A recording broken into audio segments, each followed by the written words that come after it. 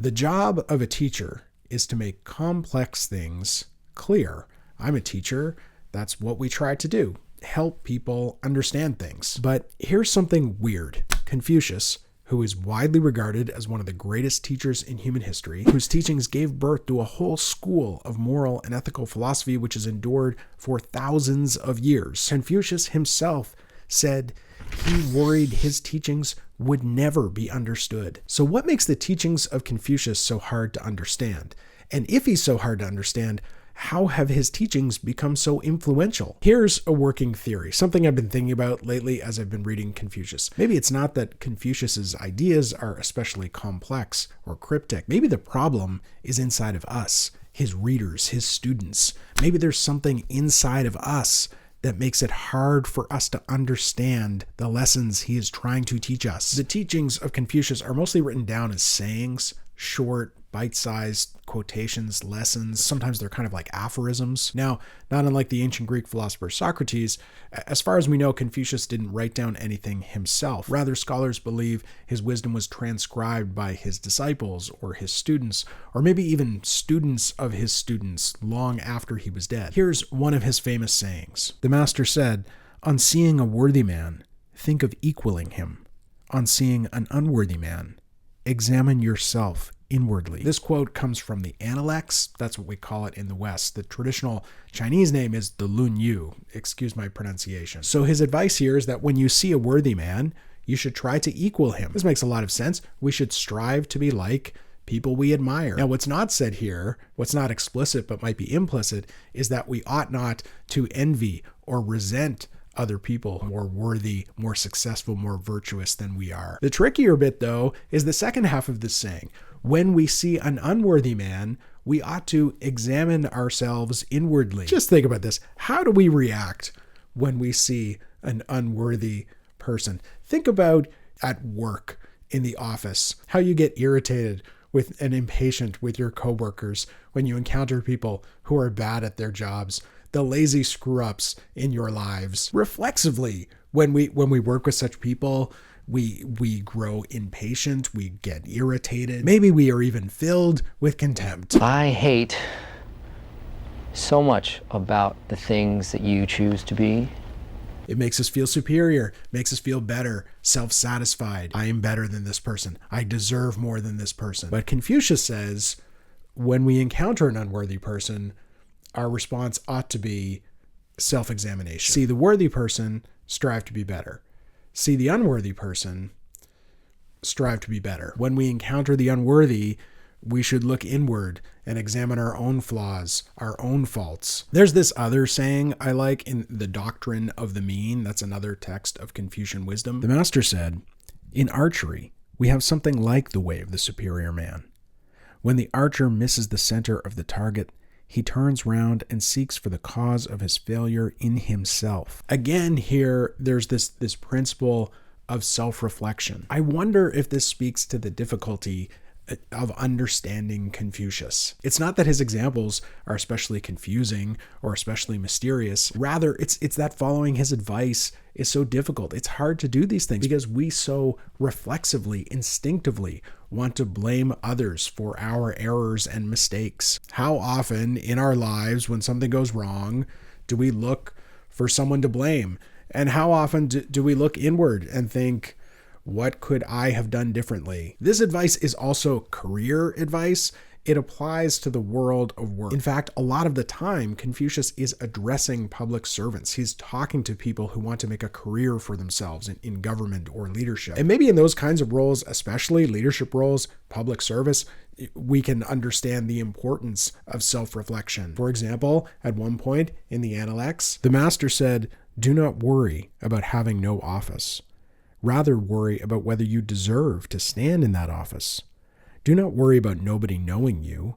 Rather, seek to be worth knowing." This is pretty good professional advice, I think. Work hard, distinguish yourself. Don't complain about the opportunities that other people are getting. Just prepare yourself for your opportunity. But there's also a moral dimension to this advice. Don't waste your time on envy, on resentment.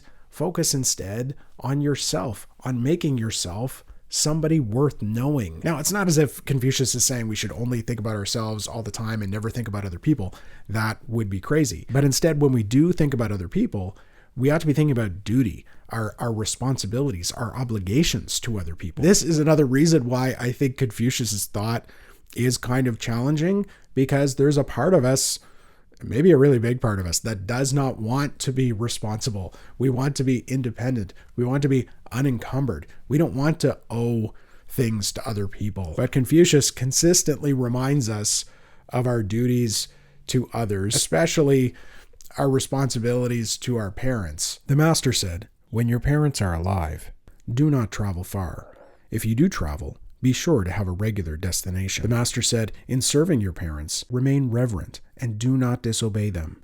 Though weary, do not feel resentful." The master said, "Your parents' age you must bear in mind, on the one hand, with joy, on the other, with anxiety." So you need this healthy mixture of gratitude and happiness that your parents are still alive, and fear and anxiety that they won't be around forever. We call this filial piety, right? Devotion to family. This is obviously a very important lesson. How cool is your dad? A negative 1 out of 10. Negative 1 out of 10. A negative 1 out of 10. Not a lot of respect for one's parents going on around here. I'm going to have to start reading these kids some Confucian bedtime stories. This video is part of a series of videos I'm making this summer called The Summer of Goodness. I'm making videos about moral thinkers, books about morality, because I want to think more about how to be good. Also, this treadmill is part of it for some reason.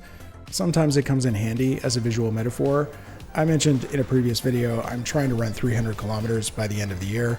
I'm just trying to do things that are good for my heart. Making videos about goodness, basement jogging. I hope you'll subscribe to the channel, by the way. I'm trying to attract an audience of people who want to think about goodness. So far, results have been mixed, but you know what? We just keep working on it. Now, one of the critiques we might level against Confucius is that he is deeply committed to hierarchy. Parents and children, older brothers and younger brothers, the rulers and the ruled. And in a way, this clashes with, there's some friction with especially our modern Western ideas about progress and innovation and our democratic commitments to freedom and individuality. But there are other ways in which his teachings seem deeply true and very relevant. For instance, as I mentioned, there's this thread, this emphasis on public service that runs through Confucius's thought. And he insists that if you want to solve the problems in society, one of the things you really need to do is make sure that you have a morally good ruler. If the person at the top of the ladder is morally good, then his goodness, his virtue will kind of flow through the whole chain of command and outward into society. Now, in a way, this is very old-fashioned, seems very conservative, right? That our leaders ought to be moral people and they ought to set an example that the people, the citizens can follow. But isn't there some truth to this? Think about it.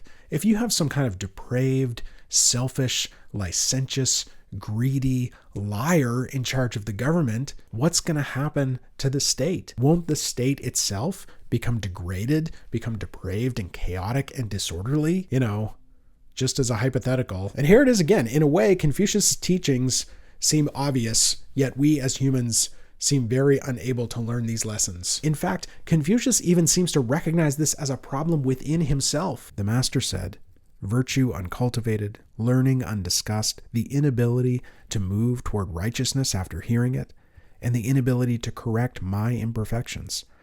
These are my anxieties." Confucius here seems to describe the difficulty even he has following his own advice. Being good is hard, it turns out.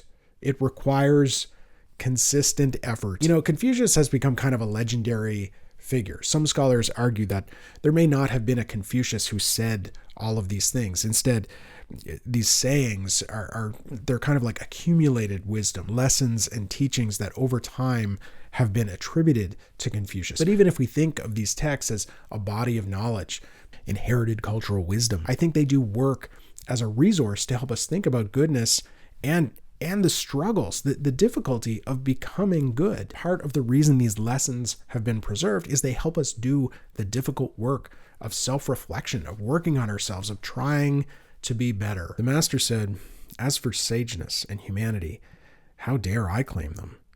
But to learn it insatiably and instruct others indefatigably, that much may be said of me. That is all. Even the master has to keep learning, tirelessly learning. So if we struggle, if we make a mistake, if we make an error, even when you're tired, even when it seems like you're going nowhere, like you'll never reach your destination, you just have to keep going. I told you, it comes in handy as a metaphor. If you want to keep learning, watch another video in the Summer of Goodness series. Click on that link. I will see you there, and I will talk to you soon.